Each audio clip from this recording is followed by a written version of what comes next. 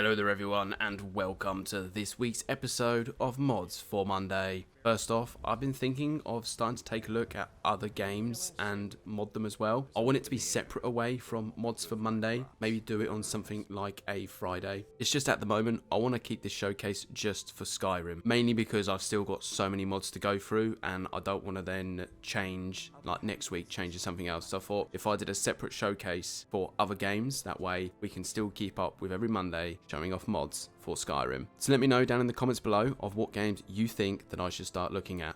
I already have a few in mind, but I would love to know what you think. Now let's move on to the reason of the video. Let's take a look at some more mods for the Elder Scrolls V Skyrim. So let's start off the episode with a mod called Survivor's Backpack. Last week we looked at another backpack to do with magic. This one, I see it and I thought, well, let's keep up the trend. Let's have a look at another one, shall we? You're going to be able to craft this one straight from the tanning rack and it requires no smithing perk, no special items, no nothing. You can go straight to the tanning rack and craft this one right away. This one does have a nice looking design with the scrolls and the potions that are hanging off the side and the blade as well. You know, just in case that somehow we manage to lose our own. The materials though that you are going to need to make this is leather strips, normal leather, steel ingot. That's it. Pretty simple. Most of that stuff I'm always carrying without even realizing. But what's this bag going to do for you? Well, it's just going to add an extra 75 to your carry weight. There is a quote that the creator has left on the Nexus mod page and it just says, "The black wind begins to blow." I have absolutely no idea what that means, but if anyone does, please do let me know down in the comments below. It's got me really curious. For the next mod, I just had to download this as soon as I saw it, mainly because I am such a huge fan of the game that this armor has been based off. I have had many rage moments while playing this game, but I absolutely loved the entire thing. This mod is called Sunlight Warrior Armor, and if you didn't know, this is from the game series known as Dark Souls. Let's be honest, I want to know down in the comments below, how many controllers have you broken while playing this game? I think I've broken about 4. That's from playing 1 to 3. Let me know down in the comments below. This is a heavy armor that does share the same stats and the same recipes as the vanilla iron armor. So yeah, you're going to find this armor set and the shield as well under the iron crafting section. I personally believe the creator has done an epic job with this, as it looks amazing. But there's something that you really do need to remember if you are going to download this mod. It's like a written rule within this armor set. You must always remember to praise the sun. Moving on with the next mod, this one is a nice and quick one. It's called Dragon Shield. The design of this is pretty neat, as the black and gold goes really well together alongside the awesome looking design of the dragons. And personally, why does it really look like they are bowing to each other? I think it's perfect the way that they have done it. But if you want to create this, all you're going to need is ebony ingots, gold ingots, steel ingots, and leather strips. It is quite a big shield. I didn't realize how big this shield was until I actually equipped it. But you're really going to be able to block like a lot of things with this. It's pretty awesome. There was another version of this. Annoyingly, I downloaded it and for some reason it's not working for me. But I thought I'd mention it on. There is another version that makes this shield black and red. It does look amazing, so give that a try. If it works for you, that's great, but for some reason it didn't for me. I really wish it did. For this next one, let's carry on looking at some shields, shall we? This one isn't as big as the last one, but nevertheless, it is an awesome looking shield. This is called Shield of Agatha. First off, there is some lore the creator has actually written about the shield, and I just have to read this to you. Originally belonging to the Dragonborn, but lost and taken by a couple of vampires that found it lying in the forests of Falkreath. This is not a shield that you can create at any forge, but if you would like to have it, it does just say to head to the Half Moon Mill, but I must warn you,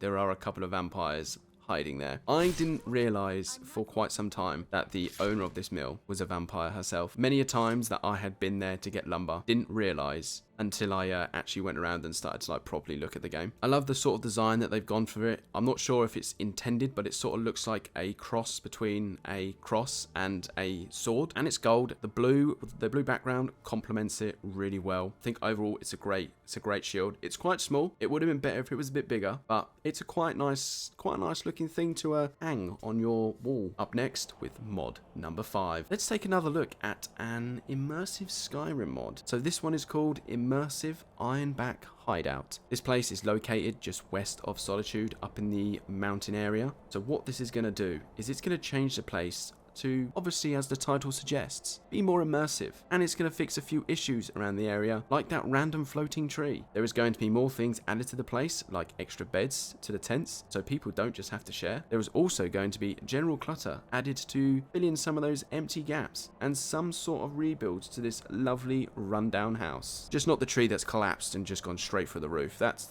still there. Just like all the other immersive mods, there is a journal added that is, it's actually quite a nice read. But for the hoarders of Skyrim, there's more loot. Who doesn't love more loot? Just go ahead, start collecting it. If this mod makes you fall in love with this place, well, there's an extra file that you can download, optionally though. And what this optional mod is going to do for you is it will allow us to make this very lovely looking outdoor home our very own. Why not, eh? This could be a great place to kick back and relax. All it's missing is just one of those sweet spas. Let's dive into the Cans mod series, but this time not with a weapon, not with a book, but let's change the Nordic puzzle doors. With this mod, it's going to remesh and retexture the Nordic puzzle doors. There will also be some emissive animation with some particle effects that's going to give it just that nice looking glow, and it's really going to help it stand out more. It's also going to help find them easier, as there are some that are actually hidden by blending in with either the ground or the walls. It just gives it a nice little blue glowy effect to make it look more mysterious, but overall making it look pretty goddamn awesome. So now I want to show you probably one of the best one-handed axes that I've seen so far in this game.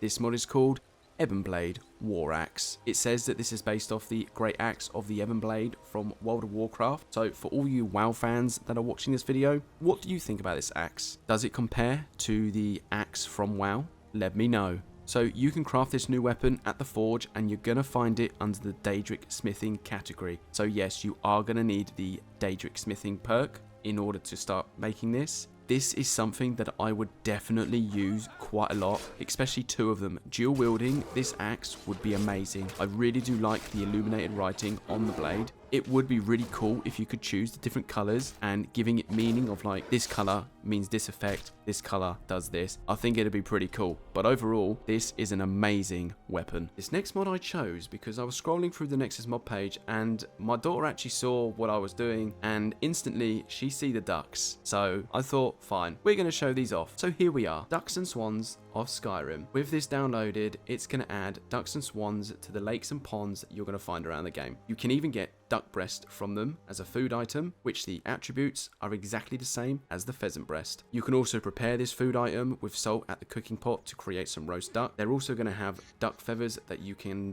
pick up, and these are going to have the exact same attributes as the hawk feathers. I'll also save you some time by saying if you try to like kill the young ducklings, you're going to get no loot from them. So, you know, there's no point taking them out, but I'm not going to stop you. There will also be duck nests nearby for the families that are swimming around. You're going to be able to collect duck eggs. Again, these are going to have the same attributes as the chicken eggs. Things to note is you're not going to find these exactly everywhere in Skyrim. The creator has put them in places where it makes sense for them to be. So you're not just going to see them out in the blue, like in the northernmost part of Skyrim, out to sea. They're actually in, let's just say, a more lore-friendly sort of areas. Pretty cool. The animations are strange because they're not exactly swimming, they're just floating. But overall, I think it's quite a nice touch to the game. It just makes like the rivers and the lakes and all that a bit more populated and more going on. Or you could say more pleasing to the eye. Finally, for the last mod of today's episode, this is going to add a new location for us to explore. A small location, of course. This mod is called Windhelm Lighthouse, which you will find just north of Windhelm. This is just a small addition that is surrounded by icebergs